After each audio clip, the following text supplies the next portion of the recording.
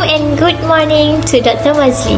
Today, our group want to discuss more detail about Solas, which is carriage of dangerous goods. I'm Aizata Aishamita Arman. My metric number is S65955. Definition of Solas. Solas stands for Safety of Life at the Sea. Solas Convention, also known as the International Convention. Solas is an important international treaty concerning the safety of merchant ships. Solas has four versions. First version in 1914, 2, 3 and 4 version in 1929, 1948, 1959, 1960. 1974 version has undergone multiple updates and amendments also sometimes. The convention still refer to the Solas 1974. Solas have 14 chapters, and then we use chapter 7 for our topic. It is about carrier of dangerous goods. Dangerous goods are goods that present a risk to the crew and the ship safety, or a risk of pollution of the marine environment. The major part of dangerous goods at the sea is carried as a bulk cargo in liquid or solid form by bulk carriers or tankers. Other part is carrier of package dangerous goods by general cargo ships, container ships, and passenger ships. Packed dangerous goods also include entire truckloads of dangerous in bulk or tank vehicle carried by sea on board ro-ro ships and passenger ships. My name is Muhammad Izzat Luqman bin Ismail. Metric number is S67308. Today I want to present about type of dangerous good. What the type of dangerous good?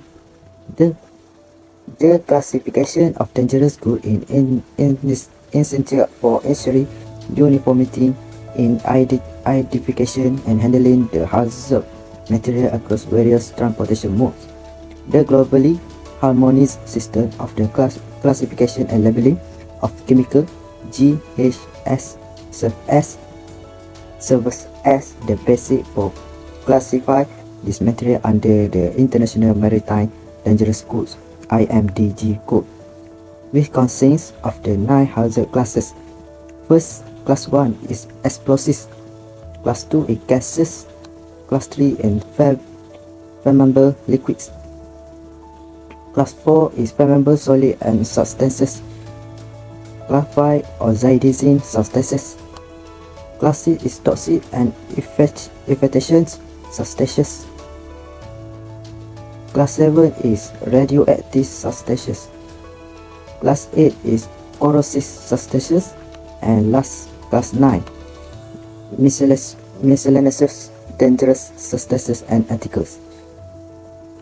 These hazard classes, devised by United Nations UN Commission, ensure a standardized classification system of dangerous goods in all modes of transportation: air, sea, rail, and road.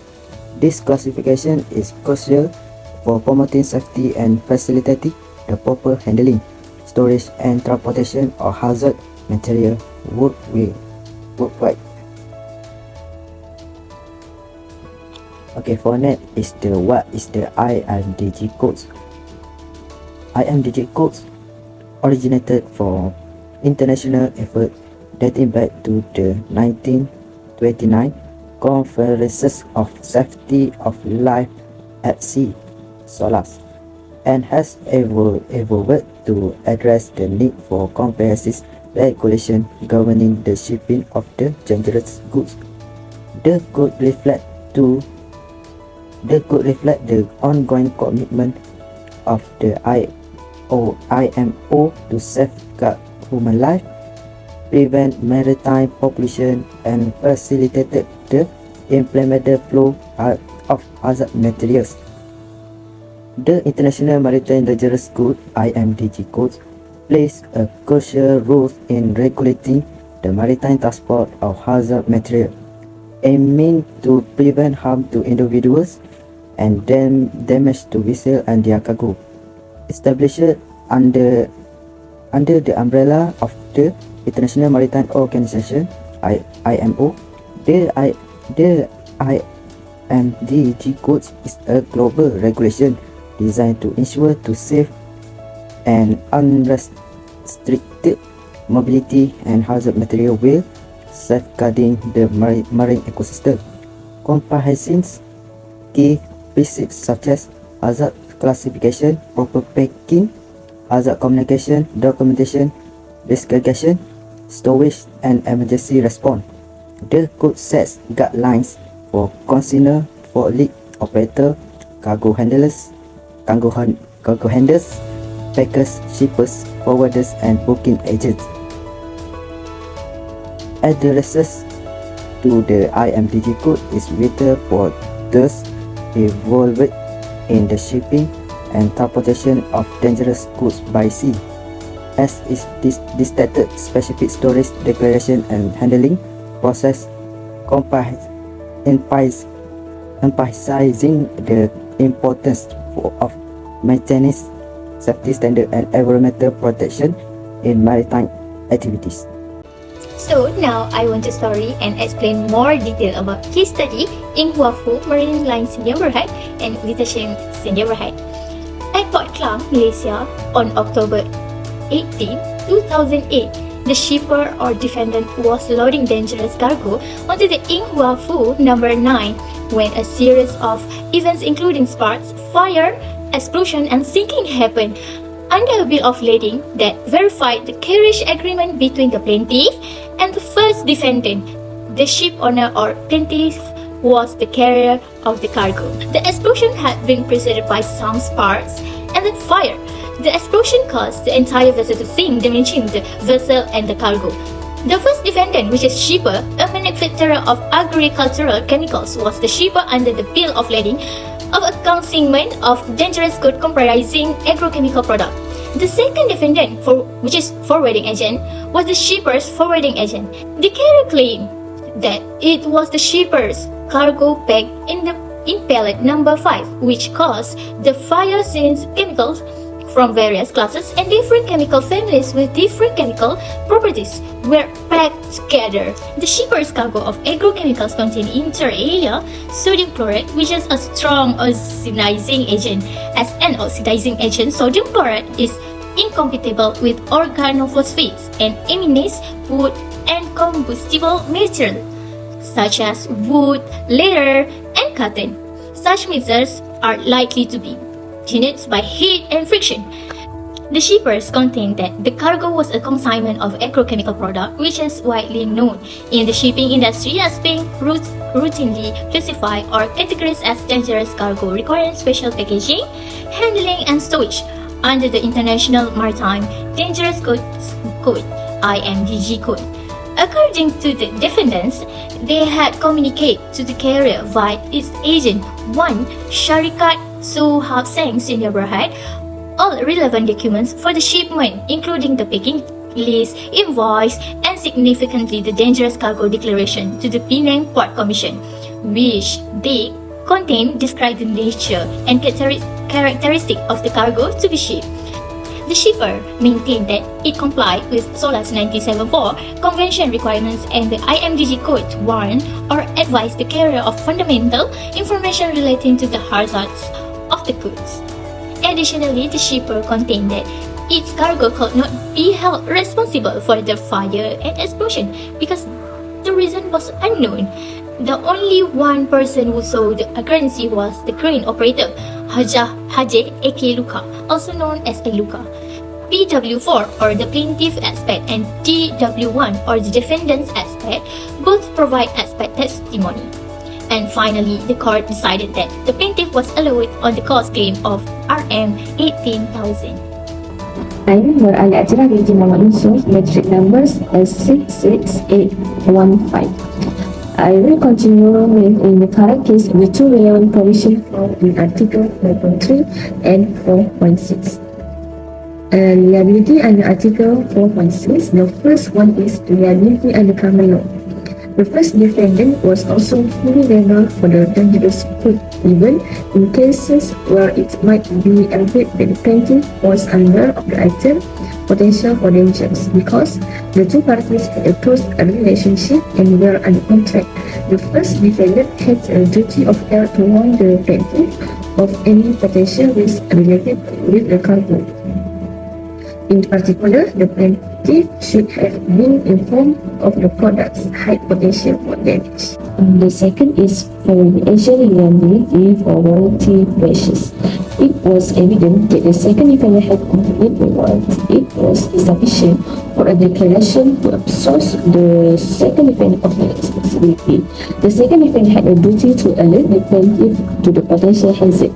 The plaintiff was not informed by the first or the second defendant of the risk of storing chemicals that are incompatible with one another or the particular risk associated with sodium chloride, which include the possibility of explosion and fire. The second defendant's obligation to the plaintiff regarding the transportation of dangerous food was not even partly satisfied by the suspect's installation of marking on the pallet. It did not seem like the second defendant's claim that it was impossible for it to have warned the plaintiff in the absence of particular information would serve as a defense or bar to its liability. Next is negligence. Due to its negligence in its course of action and subsequent failure of breach of duty of care, first defendant became liable. The first defendant was able to perform its duty of care to the plaintiff by merely labeling the product as dangerous food, complying with the port authorities' legal requirement by completing PCN1 and PCN2 and characterizing the commodities as agrochemical in isolation. The last one is knowledge. When packing the sodium chloride, which was packed with incompatible chemically, the first defendant openly negligent to follow the IMDG code segregation table. It was the first defendant's responsibility to inform the plaintiff of the potential fire and explosion hazard caused by the pellets because they knew or should have known full well the potential risk related with sodium chloride and the packing method used to handle it. Even if the first defendant was aware of the risk, it nevertheless had a duty to warn the plaintiff so that if at all practicable, precaution may be taken or the plaintiff would decline to carry the cargo altogether, but it was not able to. Consequently, neither sufficient warning with a reasonable expectation that the plaintiff would be aware of the specific of the hazardous cargo would be placed on the plaintiff.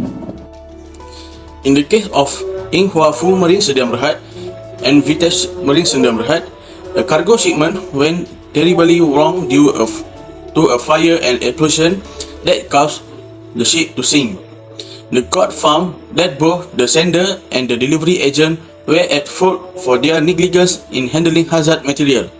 The court decision was influenced by the delivery agent's failure to follow safety regulation. They did not properly inform the cargo properties, did not pack the chemical correctly, and did not warn of the dangers of sodium chloride, a highly reactive substance. This lack of caution led to a misunderstanding of the risk involved, which ultimately caused the disaster. While the defendant may claim ignorance, the court held them responsible for not providing adequate warning. Safety requirement open communication between the carrier and the crucial step was neglected, resulting in the disaster. The court decision served as a reminder of the importance of following safety rules and maintaining open communication when handling hazard substance. This case highlights the importance of complying with safety regulation and need for open communication when handling hazard material.